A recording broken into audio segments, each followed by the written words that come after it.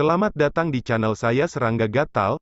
Jangan lupa di subrek, like and share. Mimin doakan semoga kita sehat semua. Oke, kita mulai. Keponakan Ningер sangat cantik dan elegan. Saya ingin tahu, apa kultivasinya saat ini? Nihai bertanya. Dia sebelumnya pernah mendengar berita tentang Xiao Ningger memukuli Shen Fei, itulah sebabnya dia mengajukan pertanyaan seperti itu. Para leluhur dari berbagai keluarga masih ada. Meskipun mereka bertukar salam dengan Nien dan yang lainnya, mereka juga mendengarkan percakapan Nihai dan Xiao Yunfeng. Xiao Yunfeng memberi Xiao Ningger pandangan yang penuh belas kasih, tersenyum ringan dan berkata, putriku saat ini berada di peringkat emas bintang 2, mungkin akan segera mencapai peringkat emas bintang 3. Mendengar kata-kata Xiao Yunfeng, berbagai leluhur semua terkejut di dalam hati mereka. Meskipun mereka telah mendengar desas-desus, tiba-tiba mendengarnya sekarang membuat mereka sangat terkejut. Dia telah berkultivasi ke peringkat emas bintang 2 di usia yang begitu muda. Dia peringkat setidaknya di 3 besar di antara generasi muda. Alis Nihai berkedut. Xiao Ningger ini memang memiliki potensi, menjadi istri Nili juga cukup bagus. Jika dia tidak bisa mendapatkan putri tuan kota, menikahi Xiao Ningger juga tidak buruk. Selain itu, Xiao Ningger memiliki fitur yang halus, tidak ada yang perlu dicemaskan dalam hal penampilan. Nihai masih merencanakan bagaimana mendapatkan istri untuk Nili. Dia terkekeh dan berkata, Nili selalu membuat masalah. Karena keponakan Ningger adalah temannya, perhatikan dia.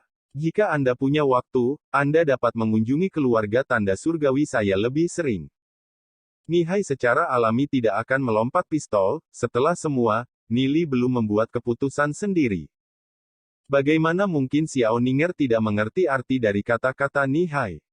Pipinya sedikit terbakar, tetapi dia masih menjawab, terima kasih paman, saya pasti akan berkunjung. Xiao Yunfeng, Nihai dan berbagai leluhur mulai mengobrol.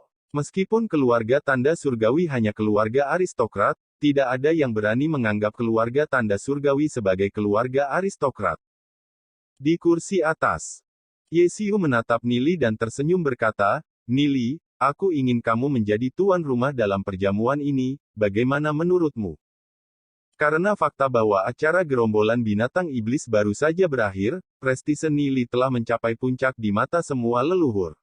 Menambah evaluasi ulang dari para leluhur sekarang, mereka membuat evaluasi baru dari posisi Nili. Nili menatap Ye Xiu. Dia mungkin memiliki niat untuk melakukan ini. Dia menganggukkan kepalanya dan berkata, tidak ada salahnya membiarkan saya menjadi tuan rumah. Ye Xiu tersenyum ringan. Menghadapi peristiwa besar seperti itu, dengan hampir 5 hingga 6 ribu ahli dari berbagai keluarga yang hadir, Nili sebenarnya tidak memiliki demam panggung sedikit pun. Tapi kalau dipikir-pikir lagi, itu tidak mengejutkan. Nili tidak bisa dilihat sebagai pemuda biasa. Tempat itu ramai dengan kebisingan, para ahli dari berbagai keluarga saling menyapa. Namun, Nili, Ye Xiu dan Ye Suo tidak menunjukkan niat untuk memulai perjamuan. Mereka dengan sabar menunggu para ahli menyelesaikan salam mereka. Lagi pula, semakin lama mereka berlarut-larut, semakin banyak waktu yang dimiliki Ye Zong untuk misinya. Sisi Ye Zong juga telah diatur. Dalam waktu setengah jam, dia akan memimpin para ahli keluarga angin salju dan berangkat. Kemungkinan besar, dari saat keluarga suci memasuki mansion tuan kota, Ye Zong juga mulai. Hanya saja, mereka tidak tahu seperti apa situasinya. Di lokasi keluarga suci, selain orang-orang dari keluarga suci yang minum anggur sendirian, mereka terlihat sedikit kesepian di dalam aula. Karena keluarga suci sedang ditindas oleh keluarga angin salju, para leluhur dari berbagai keluarga semua menonton dari pinggir lapangan. Bagaimana mereka bisa naik dan berbicara dengan Shen Hong? Jika mereka pergi dan memulai obrolan dengan Shen Hong, bukankah itu berarti mereka bekerja melawan keluarga angin salju? Selain itu, keluarga suci telah menjadi pengganggu yang sombong di masa lalu. Sudah sangat sopan dari berbagai keluarga untuk tidak melempari mereka dengan batu, jadi bagaimana mereka bisa pergi dan memukul nasib buruk saat ini? Namun, ada satu orang yang tidak peduli tentang ini, dan itu adalah Huyan Xiong dari keluarga Huyan. Huyan Xiong membawa secangkir anggur dan tertawa, saudara Shen, sudah lama sekali kita tidak minum. Mari kita manfaatkan momen ini dengan kakak laki-laki Ye Zong menjadi tuan rumah. Ayo, semangat. Saudara Huyan terlalu sopan. Shen Hong tersenyum di permukaan, tetapi tidak di dalam hatinya, saat dia membotolkan cangkir anggur. Kapasitas anggur yang bagus apa, bagaimana kalau kita punya yang lain? Laki-laki, isi cangkir saudara Shen. Huyan Xiong tertawa. Dengan keluarga angin salju menindas keluarga suci, para leluhur dari berbagai keluarga takut pada mereka, takut disalahpahami oleh keluarga angin salju hingga berpikir bahwa mereka memiliki hubungan dengan keluarga suci. Hanya Huyan Xiong yang tidak peduli tentang itu. Siapa yang tidak tahu bahwa keluarga Huyan adalah salah satu tangan kanan keluarga angin salju, yang memiliki kesetiaan mutlak terhadap mereka. Keluarga angin salju tidak akan pernah mencurigai keluarga Huyan memiliki hubungan dengan keluarga suci. Berurusan dengan roti panggang Huyan Xiong, adegan bising menyebabkan Shen Hong merasa sangat gelisah. Shen Hong tiba-tiba merasa ada yang salah dengan perjamuan ini, tapi dia tidak tahu di mana letak kesalahannya. Sebuah tanda tanya besar muncul di hati Shen Hong.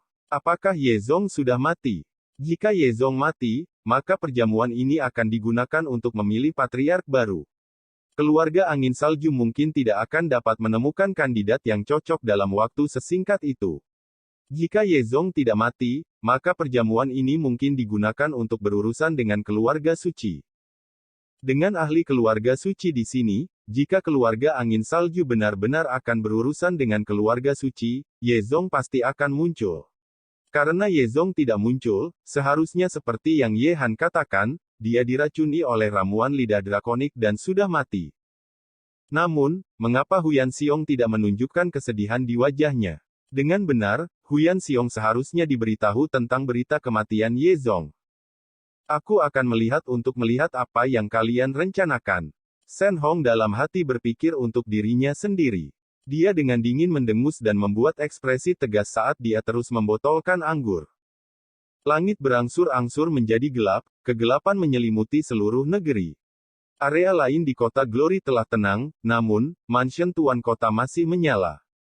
Saat ini, di mansion Tuan Kota, selain dari aula utama, semua area lainnya dijaga ketat. Semua penjaga bersenjata lengkap, dengan niat mengerikan meledak dari baju besi di tubuh mereka. Ada busur, tombak, dan perisai besar di dinding mansion Tuan Kota, membocorkan niat membunuh yang membekukan. Di gerbang mansion Tuan Kota, seorang pria yang mengenakan jubah abu-abu buru-buru berlari masuk. Wajahnya memiliki ekspresi cemas saat dia diblokir oleh para penjaga. Aku ingin mencari seseorang di dalam. Ini adalah mansion Tuan Kota, orang tanpa status tidak diizinkan masuk. Seorang penjaga dengan dingin menyalak, ekspresinya serius. Aku ingin mencari patriarku, kata pria itu. Kamu berasal dari keluarga mana? Pria itu memutar matanya dan dengan cemas berkata, keluarga Huyan. Sekelompok penjaga saling memandang, bertukar pandangan satu sama lain dan salah satu penjaga berkata, ikuti kami akan membawa Anda untuk melihat patriark Anda. Terima kasih, ini adalah tanda penghargaan kecil. Kata pria itu, menyanjung mereka saat dia memberikan beberapa koin roh iblis kepada mereka berdua. Kedua penjaga menerima koin tanpa mengedipkan mata dan dengan tenang berkata, ikuti kami. Iya, pria itu tertawa, mengikuti di belakang kedua penjaga. Kedua penjaga memimpin pria berjubah abu-abu ke depan, memutar melalui koridor panjang dan ke halaman hitam kecil. Kemana kau membawaku? Ini sepertinya bukan jalan menuju aula utama perjamuan. Saat pria itu selesai berbicara, salah satu penjaga menutup mulutnya dan penjaga lainnya menusukkan pedangnya ke perut pria itu. Pria itu meronta, mencoba mengeluarkan suara tetapi matanya berangsur-angsur menjadi gelap dan dia segera berhenti bernapas. Pemberontakan dari keluarga suci pantas untuk mati. Anda berpikir bahwa dengan mengaku sebagai salah satu keluarga Huyan, kami tidak akan dapat mengenali Anda. Konyol, penampilan setiap anggota keluarga suci telah diingat dengan jelas oleh kami. Kedua penjaga menggeledah mayat pria itu, tetapi tidak berhasil menemukan apapun. Orang ini mungkin hanya membawa berita. Sebelumnya, Tuan Kota memberi mereka perintah untuk tidak membiarkan siapapun di istana Tuan Kota masuk atau keluar. Jika salah satu anggota keluarga suci ditemukan masuk atau keluar, bunuh tanpa ragu-ragu. Malam itu segelap tinta, kabut kehitaman di malam hari tampaknya membawa niat membunuh yang pekat. Aula utama mansion Tuan Kota masih ramai dengan begitu banyak kebisingan, semua jenis suara naik dan turun di mana-mana. Setelah Huyan Xiong dan Shen Hong minum lusinan cangkir bersama, Huyan Xiong tiba-tiba tertawa. Dalam tawanya, dengan daya tembus kekuatan jiwanya, dia tiba-tiba menjatuhkan cangkir ke tanah. Cangkir itu langsung pecah, menjadi pecahan-pecahan. Suara tiba-tiba ini menyebabkan ahli keluarga suci yang awalnya diam menjadi terkejut. Mereka semua berdiri dan mengambil senjata mereka dari cincin interspatial mereka. Pada saat itu, kilatan cahaya terpantul dari pedang mereka, suasana tiba-tiba menjadi gugup. Sebelum datang ke sini, Shen Hong memberitahu mereka untuk sangat berhati-hati setelah memasuki istana Tuan Kota, keluarga angin salju mungkin akan mengambil tindakan terhadap mereka. Oleh karena itu, kondisi mental mereka selalu tegang. Karena mereka lengah dengan tindakan Huyan Xiong, mereka awalnya mengira bahwa Huyan Xiong memberi sinyal kepada keluarga angin salju. Mereka berpikir bahwa itu adalah sinyal untuk mengambil tindakan. Orang-orang dari berbagai keluarga menatap orang-orang keluarga suci. Masing-masing dari mereka terkejut, tidak tahu apa yang terjadi. Mengapa orang-orang dari keluarga suci tiba-tiba mengeluarkan senjata mereka? Senyum membeku di wajah para ahli dari berbagai keluarga. Suasana di aula utama tiba-tiba menjadi tegang. Huyan Xiong sama sekali tidak sadar dan tertawa, kapasitas anggur bagus yang Anda miliki di sana, Saudara Shen. Kagumi, kagumi. Huyan Xiong tampak seolah-olah dia tidak tahu apa yang baru saja terjadi. Matanya menyapu para ahli keluarga suci dan berkata, sambil menatap kosong, "Oh, Saudara Shen, apa arti dari keluarga sucimu, mengapa kamu mengeluarkan senjatamu?" Huyan Xiong menipu mereka. Shen Hong merasa sangat marah. Tatapannya dengan dingin menatap para ahli keluarga suci dan mendengus, "Apa yang kalian lakukan? Kenapa kamu mengeluarkan senjatamu? Ini adalah mansion Tuan Kota, perjamuan Tuan Kota, mengapa kalian menyebabkan keributan?" Para ahli itu menyimpan senjata. Sekian dulu update-annya, tunggu lanjutannya di channel saya Serangga Gatal, di subscribe ya guys.